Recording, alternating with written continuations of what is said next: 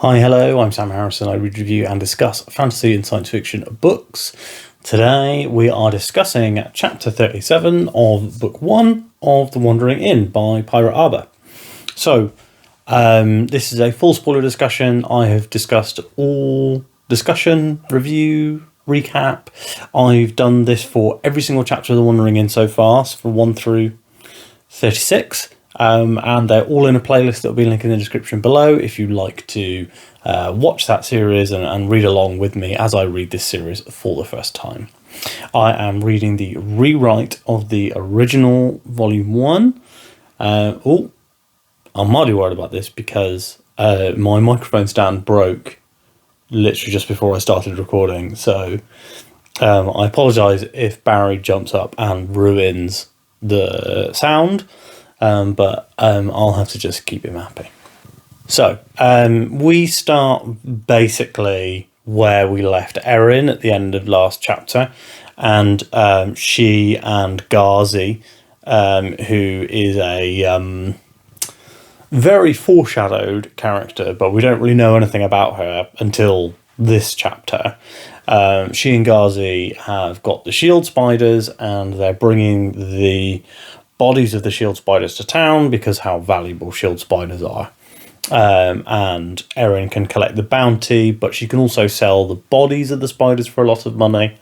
So interesting. I like the kind of this little mini view into the economy of Israel, of Liscor, and like maybe, this is how Erin gets some startup capital to do stuff like renovate the top floor of the inn, which it feels mad that she hasn't done yet. Like she's just sleeping sat at a table, I think, downstairs, which is whack. Like the first thing I would be doing is making sure I had a bedroom, whether it's haunted or not. So she's bringing Ghazi and the shield spider bodies into Liscor on a cart, and we get a lot of like scene setting / hype building almost, I would say. Ready? What's going on with you, bud? You want to be more in the video? I'm going to move the microphone and hope that this video is still good. Okay, so now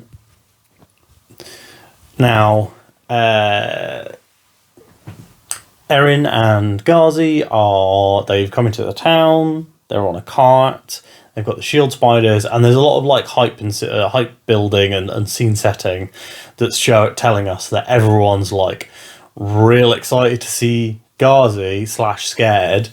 And it's interesting because in the previous chapter, you almost get the sense that maybe she's like a villain or something like that. Obviously find out in this chapter what's going on with her, that she's a very, very, very famous adventurer. And that's kind of why people are scared, because they're like, whoa, if she's here, like, why is she here? What is there here to draw an adventure of her caliber? So you've got that kind of hanging over them. But also we have the fact that the cart is full of shield spiders, and like I think that Sally says that like a silver rank adventuring group might run away from a shield spider because they would be too worried that they would kill them. But Erin took out 16 adult ones and multiple children as well. So, yeah, a lot of interesting stuff in this chapter. It makes you think. So, like, we know that Ryoka has this kind of preternatural running talent, and that she doesn't gain or hasn't yet gained a level, maybe because she doesn't see it as a job. She sees it as, like, a part of who she is. I think that was what was explained previously. But what does that say about Erin when her talent seems to be in, murdering monsters, and she's not gaining levels or anything in it? Although she did gain that bar fight level, which kind of makes me feel like I don't know. And she's got the unerring throw level as well. Unerring throw level, unerring throw skill. So there's definitely some stuff going on with Erin and her fighting ability, which I'm just gonna not speculate on too much because I know that it will be revealed and it probably won't be that long. So we've got Erin eventually goes to the Adventurers Guild, and in the guild, Celis is like, "Oh my god, this is this person! I can't believe you brought this person into the guild." It's Ghazi, the Omniscient, is one of her like most used titles. She's like apparently top 100 adventurers in the world, and they make it seem like she's maybe even the very close to the top of that top 100. She's level 40, which makes her incredibly powerful. They also do give you a bit of like backstory on Relk, saying because Erin's like, whoa, but Relk's level 30, level 40 can't be that like powerful. And then Celis is like, no, Relk is like the most powerful guardsman in the entire world. Because of all of his other classes as well, which again, interesting to know. It's very funny that Erin has, plopped into Inworld and she's meeting the most powerful adventurer, the most powerful guardsman, the only free Antinium prognigator. She's meeting all these incredibly important people and characters, and we're just not. It seems quite coincidental so far. Celis is then also shocked and kind of terrified, and also really surprised that Erin doesn't really seem to treat Ghazi with anything other than just like, this is my friend Ghazi sort of thing. And everyone's like, you can't just call her Ghazi. Like, Erin actually meets some humans later, and they're a bit kind of rubbish and rude, but they also are like, you can't call her Ghazi, you have to call her Ghazi the Omniscient because she's a named adventurer. And then we also have Celis is also like, I can't believe you killed a shield spider. And then one of the adventurers is like, no, I counted, she killed 16 adults and more children. So that's mad and quite fun. Erin also has promised Ghazi a meal at the inn, and Ghazi's like, I'm going to find lodgings in town, but I'll take you up on that meal. So that's fun. And also the human adventurers talk to Erin, and they're like, oh, we're being fleeced in town, can we come and stay at your inn? And she's like, yeah, absolutely, but no, actually she says no. She's like, no, I haven't renovated the top floor and there's a missing skeleton. So that was quite funny. This chapter, unlike previous chapters, only has a few scenes. They're all just kind of long and have a lot of like foreboding or dialogue. So that after the merchant stuff, we then go to the Antinium Queen, who is talking to her new prognigator, who's called Kissenvir. Which is KSMVR. I guess they don't believe in vowels in the Antinium world. So, and she says to Kissenver, you need to watch Ghazi, but don't put watchers on her, but don't get in her way. And she also asks him to keep an eye on Erin to make sure she doesn't get in the way, because there's lots of stuff going on with the ruins and with all the human adventurers turning up. So yeah, lots of interesting things going on in this chapter. I like that we've got a new prognigator to replace Klibich, so that's Kissenvir. And Ghazi is a really interesting character. I like the design of the character where she's got one big central eyeball and then four little ones around the edge. That so she's that's why she's called Ghazi the Omniscient, because she can see everything, and she's able to track multiple enemies and things like that. yeah, I really like her character so far, even though she's only been in 2 chapters. I like that she's bonded with Erin, and a lot of it is probably based on Erin's ignorance, that Erin doesn't know who she is, so she doesn't treat her like this mega hero, which is probably what Ghazi wants, is not to be treated like a mega hero. She wants to be treated like a person. Although we'll find out, we'll see whether that's what she's feeling and why she wants it. But definitely a very interesting addition to the supporting cast of The Wandering Inn. So, yeah, I still don't know what to think about Relk. I've said before that I kind of was like, I think he might be an ass. And I feel like the more we learn about Relk, the less I like him. He's becoming, like, I don't know. I'm still kind of waiting for him to have his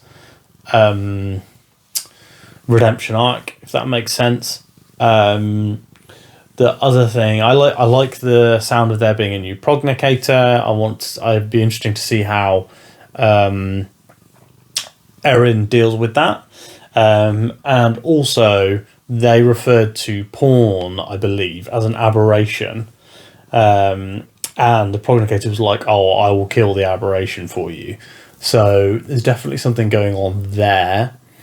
And then in terms of hooks for future chapter stuff, this kind of does feel like filler is the wrong term. It feels like, because if you think of like filler from anime and manga and stuff, a lot of that is like, oh, we need to just fill time. But this doesn't fill time. This feels like it's filling a gap between story arcs. So we've finished the like Erin PTSD, going out and killing stuff and exploring arc, and now I feel like we're getting back towards the like rebuilding the inn and getting more involved with the local world stuff, which I'm really interested in. I didn't think I'd be invested in the rebuilding of the inn, but turns out that's actually one of my favourite things in the series. And I'm looking forward to the inn becoming like a working inn that people come and stay at, because then you have obviously this big opportunity for Pirate Arbor to introduce lots of new and interesting characters to the series by just having like, well, this person's coming through town and so they're staying at the inn. And also, there was a little thing that they mentioned in the beginning of the chapter talking about the gate to the city, that a lot of the merchants who have illegal goods find somewhere else to stop and get supplies and don't enter the city. So the interesting thing there, I guess, is that Erin's Inn is basically perfect for that, for getting, dodgy and illegal stuff through the passes and through the area without having to stop at Liscor and have their cargo inspected. So I definitely think there's a lot of potential there. In terms of, I don't really know where we're going next. Let's have a look. I'm having a look now. So if I get the tablet out, so next week's chapter is still an Erin chapter.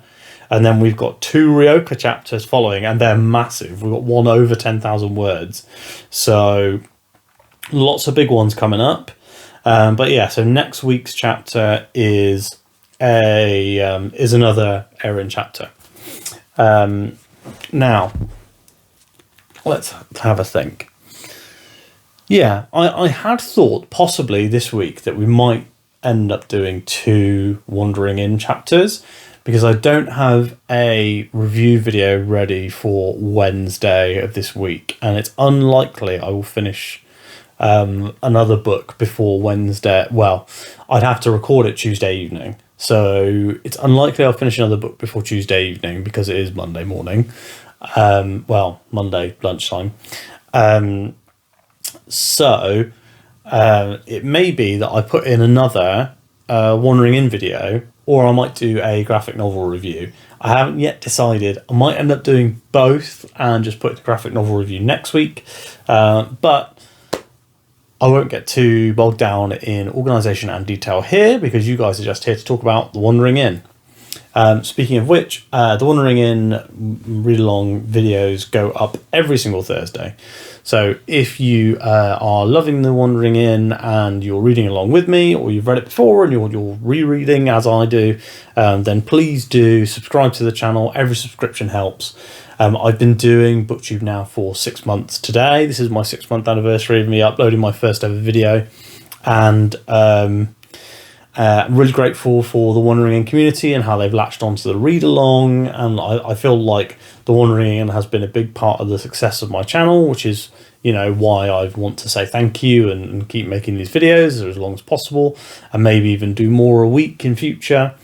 So yeah, just overall, thanks so much for watching. Please do subscribe if you haven't. Like this video to tell me that you liked it. If you would like to chat about this chapter or any of the preceding ones, please drop down into the comments below. And otherwise, I will speak to you maybe tomorrow, probably next week. Goodbye.